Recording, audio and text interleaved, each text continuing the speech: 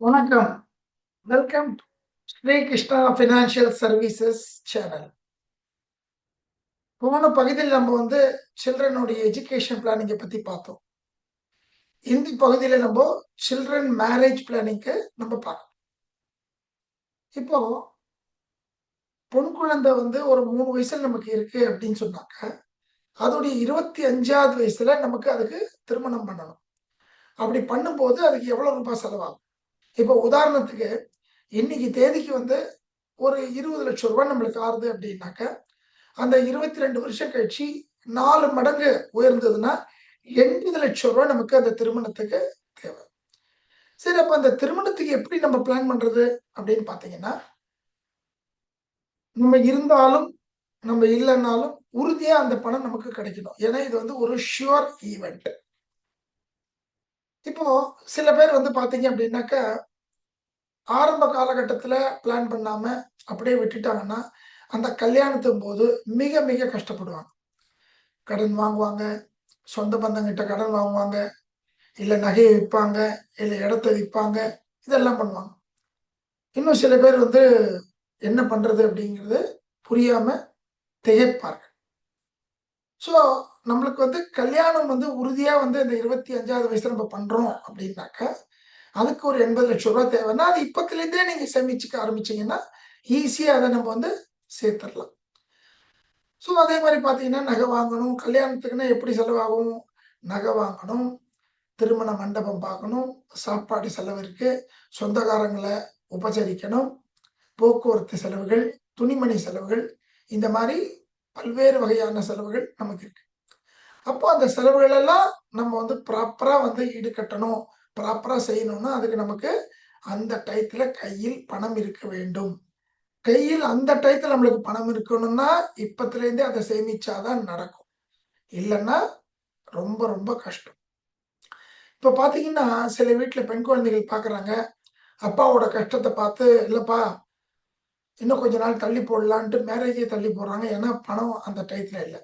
இன்னும் சில பெற்றோர்கள் என்ன சொல்றாங்கன்னாக்க, இல்லைங்க அவ இப்பதான் படிச்சு முடிச்சிருக்கா, கொஞ்சம் வேலைக்கு போய் சம்பாரிச்சு சேர்த்து வைக்கட்டும், அப்படின்னு பொறுப்ப அந்த குழந்தைகிட்டே குடுக்குறாங்க. அந்த குழந்தை வேலைக்கு போறதுலயோ, சேமிச்சு வைக்கிறதுலயோ எந்த விதமான ஆட்சேபனையும் கிடையாது. பட் இருந்தாலும் ஆஸ் அ பேரண்டா நாம பண்ணக்கூடிய ஒரு திட்டத்த கண்டிப்பாக செய்யணும். அது உண்மை. சப்போஸ் நம்ம இத பிளான் பண்ணாம இந்த 25வது வயசுல கடன் வாங்கி நம்ம செஞ்சுக்கலாம் அப்படின்னு சொல்லி பார்த்தோம்னா, அன்னைக்கு வாங்கக்கூடிய கடனுக்கு நம்ம வட்டி கட்டணும், அதுக்கு இஎம்ஐ கட்டணும். எப்படி முடியும்? நமக்கு வயசு ஆயிட்டே இருக்கும். இன்னைக்கு ஒரு 30 வயசுல ஒரு தகப்பனார் இருந்தாரு அப்படின்னா, ஒரு 25 வருஷம் கழிச்சு பார்த்தீங்கன்னா, அவருக்கு 55 வயசு ஆயிடும். 55 வயசுக்கு மேல லோன் வாங்கி கட்டுறது யோசிச்சு பாருங்க. அப்போ முதல்லயே நம்ம பிளான் பண்ணிட்டோம் அப்படின்னாக்க, கண்டிப்பா நடக்கும். இப்ப நான் ஒரு திட்டம் சொல்றேன் பாருங்க.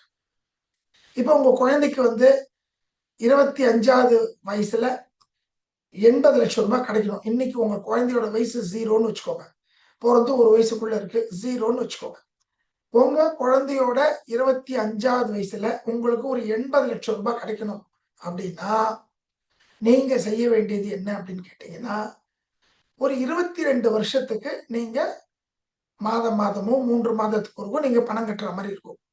அது ஒவ்வொருத்தருடைய வயசை பொறுத்து மாறும். இப்ப நான் சொல்றது பாத்தீங்கன்னா, எல்ஐசி மூலியமா ஒரு அற்புதமான ஒரு திட்டம் கொடுத்திருக்காங்க. எஸ்பெஷலி மேரேஜுக்காகவே.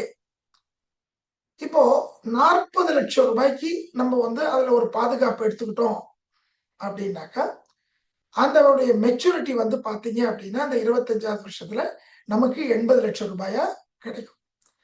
இதன் இடையில இந்த திட்டத்துடைய மிக மிக சிறப்பு அம்சம் என்னன்னா, இப்ப அந்த தகப்பனார் 25 வருஷம் கழிச்சு அந்த தொகை அவரு ஆசைப்படுறாரு, அதற்காக சேமிக்கிறாரு. ஒரு 2 வருஷம் கட்டுறாரு. கட்டிட்டு அவருக்கு ஏதாவது ஒரு அசம்பாவிதம் நடந்தா, இந்த திட்டத்துடைய நிலைமை என்ன அப்படின்னாக்கா, இம்மீடியட்டா அவர் கட்ட வேண்டிய பணத்த எல்ஐசியே செலுத்திடுவாங்க. அவங்க வீட்ல உள்ளவங்க யாருமே கட்ட வேண்டாம். இது முதல் பெனிஃபிட். 2வது பெனிஃபிட், அந்த குழந்தையோட சின்ன வயசுலயே அந்த தகப்பனார் இறக்கிறதுனால, அந்த குழந்தை படிச்சு வளரணும். அதுக்கப்புறம் தான் அந்த கல்யாணத்த பத்தி நம்ம யோசிக்க முடியும். அப்ப அந்த குழந்தை படிச்சு வளரணும் அப்படின்னா தங்கு தடை இல்லாம பணம் வரணும். குடும்பத்தை பார்க்கறதுக்கு கொஞ்சம் செலவுக்கு பணம் வேணும். அந்த குழந்தையோட படிப்புக்கும் வேணும். அதற்காக வருஷம் 4 லட்சம் ரூபாய், அதாவது நான் சொல்றது வந்து 40 லட்சம் ரூபாய்க்கு உதாரணத்துக்கு சொல்றேன். வருஷத்துக்கு 4 லட்சம் ரூபாய் அந்த குடும்பத்துக்கு எல்ஐசிலேருந்து கொடுத்துட்டே வருவாங்க. வருஷம் அந்த குழந்தையோட 25வது வயசுலும் இந்த பணம் கிடைச்சிக்கிட்டே இருக்கும்.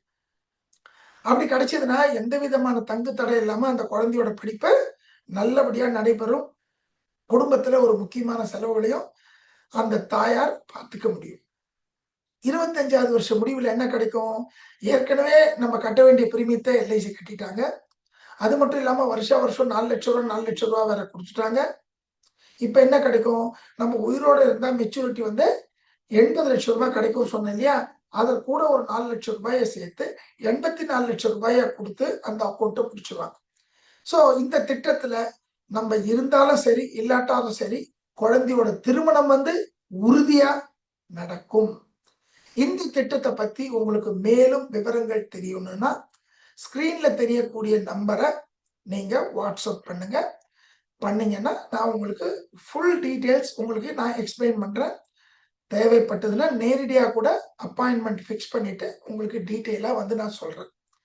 தொடர்ந்து ஸ்ரீ கிருஷ்ணா பினான்சியல் சேனலுடன் இணைந்திருங்கள். இன்னும் நிறைய தகவல்கள் உங்களுக்காக காத்து கொண்டிருக்கிறது. இந்த வீடியோவை உங்களுடைய உறவினர்களுக்கும் நண்பர்களுக்கும் ஷேர் பண்ணுங்க. குறிப்பா பெண் குழந்தை வச்சிருக்கவங்களுக்கு இதை நீங்க ஷேர் பண்ணீங்கன்னா மிக பயனுள்ளதாக உங்களுக்கு இருக்கும். இந்த சேனலை இதுவரை நீங்க சப்ஸ்கிரைப் பண்ணலன்னா உடனடியாக சப்ஸ்கிரைப் பண்ணி வச்சுக்கோங்க. வரக்கூடிய காலகட்டங்கள்ல மிக அரிய தகவல்களோட உங்களை சந்திக்கிறேன். நன்றி, வணக்கம்.